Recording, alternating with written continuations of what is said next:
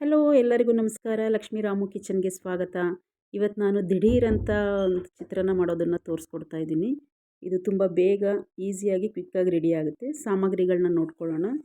ಎಣ್ಣೆ, ಒಗ್ಗರಣೆಗೆ ಸ್ವಲ್ಪ ಹಸಿಮೆಣ್ಸಿನ್ಕಾಯಿ, ಒಂದು 3 ಹಸಿಮೆಣ್ಸಿನ್ಕಾಯಿ, ಸ್ವಲ್ಪ ಕರಿಬೇವು ಹಾಗೂ ಅರ್ಧ ಹೋಳು ನಿಂಬೆಹಣ್ಣು. ಒಗ್ಗರಣೆಗೆ ಸ್ವಲ್ಪ ಒಂದು 1/4 ಸ್ಪೂನ್ ಜೀರಿಗೆ, 1/4 ಸ್ಪೂನ್ ಸಾಸಿವೆ, ಹಾಗೆ ಒಂದು ಅರ್ಧ ಸ್ಪೂನು ಉದ್ದಿನಬೇಳೆ, ಅರ್ಧ ಸ್ಪೂನ್ ಕಡಲೆಬೇಳೆ, 1 ಸ್ಪೂನ್ ಕಡಲೆಕಾಯಿ ಬೀಜ ಹಾಗೂ ಗೋಡಂಬಿ, ಸ್ವಲ್ಪ ಅರಿಶಿನ ಪುಡಿ, ರುಚಿಗೆ ಉಪ್ಪು. ಚಿತ್ರಾನ್ನ ರೆಡಿ ಆದಮೇಲೆ ಮೇಲೆ ಹಾಕ್ಕೊಳ್ಳೋದಕ್ಕೆ ನಾವು ಸ್ವಲ್ಪ ಕಾಯಿ ತುರಿ ಹಾಗೂ ಸ್ವಲ್ಪ ಕೊತ್ತಂಬರಿ ಸೊಪ್ಪು ಸಣ್ಣಗೆ ಹೆಚ್ಕೊಂಡು ತೊಗೊಂಡಿದ್ದೀವಿ. 1 ಬೌಲ್ ಅನ್ನ ತೊಗೊಂಡಿದ್ದೀನಿ ನಾನಿಲ್ಲಿ. ಅನ್ನ ಉದುರುದ್ರಂಗೆ ಮಾಡ್ಕೋಬೇಕು, ಚೆನ್ನಾಗಿ ಬರುತ್ತೆ. ಈಗ ಸ್ಟವ್ ಹಚ್ಚಿ ಒಲೆ ಮೇಲೆ ಬಾಣಲೆ ಇಟ್ಟು ನಾವು ಎಣ್ಣೆ ಹಾಕ್ಕೊಳ್ಳೋಣ. ಇದು ಬ್ಯಾಚುಲರ್ಸ್ಗೆಲ್ಲ ತುಂಬ ಅನುಕೂಲ ಆಗುತ್ತೆ. ಈ ಥರ ರೆಸಿಪಿಗಳು ಬೇಗ ಬೇಗ ರೆಡಿ ಆಗುತ್ತಲ್ಲ, ಅವ್ರಿಗೂ ಮತ್ತು ಹೆಚ್ಚೆಚ್ಚು ಪದಾರ್ಥಗಳನ್ನ ಹಾಕಿ ಮಾಡ್ಕೊಳ್ಳೋಕ್ಕೆ ಸ್ವಲ್ಪ ರಿಸ್ಕ್ ಆಗುತ್ತೆ. ಅಂಥವರಿಗೆಲ್ಲ ಇದು ಈಸಿ ರೆಸಿಪಿ. ನೋಡಿ, ಎಣ್ಣೆ ಕಾದ ನಂತರ ನಾವು ಸಾಸಿವೆ ಜೀರಿಗೆ ಹಾಕ್ಕೊಳ್ತಾ ಇದ್ದೀವಿ.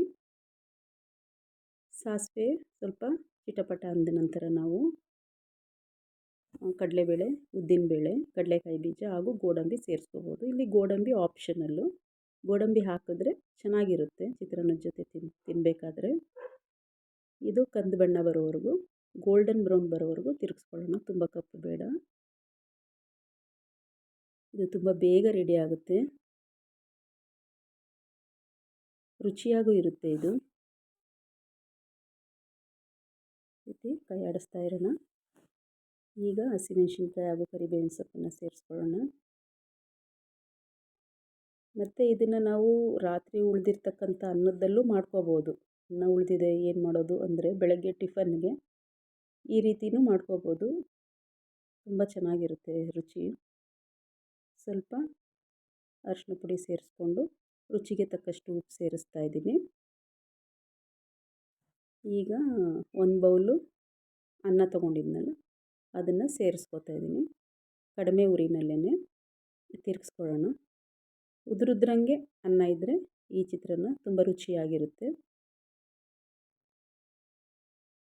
ಹೀಗೆ ಒಗ್ಗರಣೆ ಎಲ್ಲ ಅನ್ನಕ್ಕೆ ಬೆರೆಸ್ಕೊಡ್ಬೇಕು. ಅರಿಶಿನ ಪುಡಿ ಎಲ್ಲ ಸ್ವಲ್ಪ ಕಡಿಮೆ ಹಾಕ್ಕೊಳ್ಳಿ.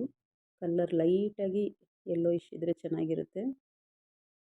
ಈ ರೀತಿ ಬೆರೆಸಿದ ನಂತರ ನಾವು ಸ್ವಲ್ಪ ಕಾಯಿ ತುರಿ ಹಾಗೂ ಹೆಚ್ಚಿಟ್ಕೊಂಡಿರ್ತಕ್ಕಂಥ ಕೊತ್ತಂಬರಿ ಸೊಪ್ಪನ್ನು ಸೇರಿಸ್ಕೊಳ್ಳೋಣ. ಹಾಗೂ ಅರ್ಧ ಹೋಳು ನಿಂಬೆಹಣ್ಣು ತೊಗೊಂಡಿದ್ವಲ್ಲ ಅದನ್ನು, ಈ ರಸನ ಇದಕ್ಕೆ ಇಂಟ್ಕೊಳ್ಳೋಣ. ನಿಂಬೆ ಹುಳಿ ಹಾಕಬೇಕಾದ್ರೆ ನಾವು ಸ್ಟವ್ ಆಫ್ ಮಾಡಿರಬೇಕು. ಸ್ಟವ್ ಆಫ್ ಮಾಡಿದ ನಂತರ ನಿಂಬೆ ಹುಳಿ ಸೇರಿಸಿ ನಾವು ಮಿಕ್ಸ್ ಮಾಡ್ಕೊಳ್ಳೋಣ. ನೋಡಿ, ಈಗ ದಿಢೀರಂತ ಚಿತ್ರಾನ್ನ ರೆಡಿ ಆಯಿತು. ಎಲ್ಲರೂ ಹೀಗೆ ಸಬ್ಸ್ಕ್ರೈಬ್ ಮಾಡಿ, ನನ್ನ ಚಾನಲ್ನ ಲೈಕ್ ಮಾಡಿ, ಶೇರ್ ಮಾಡಿ, ಕಮೆಂಟ್ ಮಾಡೋದನ್ನು ಮರಿಬೇಡಿ. ಹಾಗೆ ಮುಂದೆ ಇನ್ನೊಂದು ವಿಡಿಯೋದೊಂದಿಗೆ ಭೇಟಿಯಾಗೋಣ. ಚಿತ್ರಾನ್ನ ರೆಡಿಯಾಗಿದೆ. ಥ್ಯಾಂಕ್ ಯು ಎಲ್ಲರಿಗೂ. ನಮಸ್ಕಾರ.